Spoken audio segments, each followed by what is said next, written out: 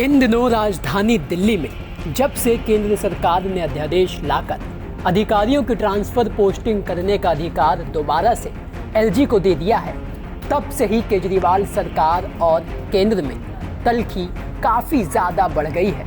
और अब तो ये तल्खी इतनी ज़्यादा बढ़ गई है कि जो केजरीवाल हमेशा दिल्ली और दिल्ली की जनता के हितों की बात करते हैं, जो केजरीवाल अध्यादेश आने के बाद दिल्ली की जनता को उसका हक दिलाने की बात कहकर देश भर के विपक्षी नेताओं से मुलाकात कर उनका समर्थन मांग रहे हैं, वही केजरीवाल राज्यों के विजन को आगे बढ़ाने वाली नीति आयोग की बैठक में नहीं गए। जी हाँ, बता दें कि देश के बाकी विपक्षी मुख्यमंत्रियों की तरह दिल्ली के सीएम अरविंद केजरीवाल ने भी नीति आयोग की बैठक का बहिष्कार किया। और बहिष्कार करने के पीछे की वजह बताते हुए केजरीवाल ने पीएम मोदी को चिट्ठी भी लिखी, जिसमें उन्होंने लिखा, लोग पूछ रहे हैं कि अगर प्रधानमंत्री सुप्रीम कोर्ट का पालन नहीं करते तो लोग न्याय के लिए कहां जाएंगे। नीति आयोग की बैठक में भाग लेने का क्या मतलब है जब सहकारी संघवाद एक मजाक है। नीति आयोग का उद्देश्य है भारतवर्ष का विजन तैयार करना और सहकारी संघवाद को बढ़ावा देना। पिछले कुछ सालों में जिस तरह जनतंत्र पर हमला हुआ है, गैर भाजपा सरकारों को गिराया जा रहा है, तोड़ा जा रहा है या काम नहीं करने दिया जा रहा, ये ना ही हमारे भारतवर्ष का विजन है और ना ही सहकारी संघवाद। अब अरविंद केजरीवाल ने नीति आयोग की बैठक का बहिष्कार किया तो बीजेपी ने उन्हें आड़े हाथों ले लिया।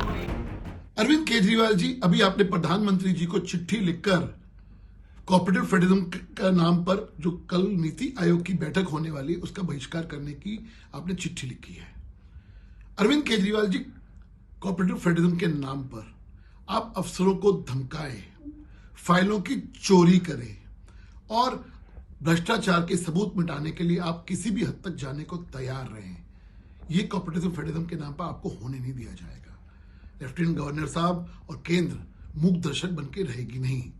इसलिए अफसरों को धमकाना और ये जो सब कुछ करना है वो बंद करें। और जो भ्रष्टाचार के सबूत मिटाने की आप कोशिश कर रहे हैं, जितना मर्जी कोशिश कर लीजिए, कानून अपना काम करेगा और आपको इसके अंजाम तक भुगतना पड़ेगा।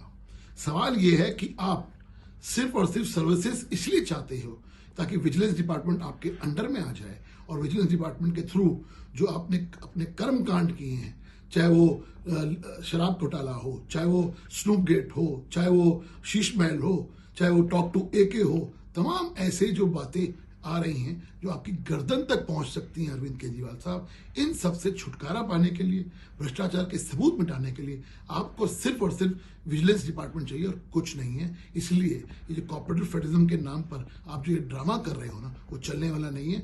नीति आयोग की बैठक में आपने जाना है, नहीं जाना वो आपका निर्णय है। खैर, आपको बता दें कि प्रधानमंत्री नरेंद्र मोदी की अध्यक्षता में राजधानी दिल्ली में नीति आयोग की बैठक शुरू हो गई है, जिसका उद्देश्य मुख्य रूप से देश को 2047 तक विकसित देश बनाने के उद्देश्य से स्वास्थ्य, कौशल विकास, महिला सशक्तिकरण और बुनियादी ढांचों के विकास समेत कई मुद्दों पर चर्चा करना है। ऐसे में सवाल यही है कि राजनीति और काम को अलग रखने वाले, चुनाव बीत जाने के बाद सबको साथ लेकर काम करने की बात कहने वाले और सबसे बड़ी बात, हमेशा दिल्ली की जनता और दिल्ली को आगे बढ़ाने की बात करने वाले दिल्ली के सीएम अरविंद केजरीवाल विजन पर चर्चा करने वाली बैठक में क्यों नहीं गए? क्या वजह जो चिट्ठी में लिखी गई वही है, या फिर अध्यादेश के लिए समर्थन जुटाने निकले केजरीवाल विपक्ष की ही राह पर चलते हुए किसी भी सूरत में इस समय केंद्र के साथ नहीं दिखना चाहते?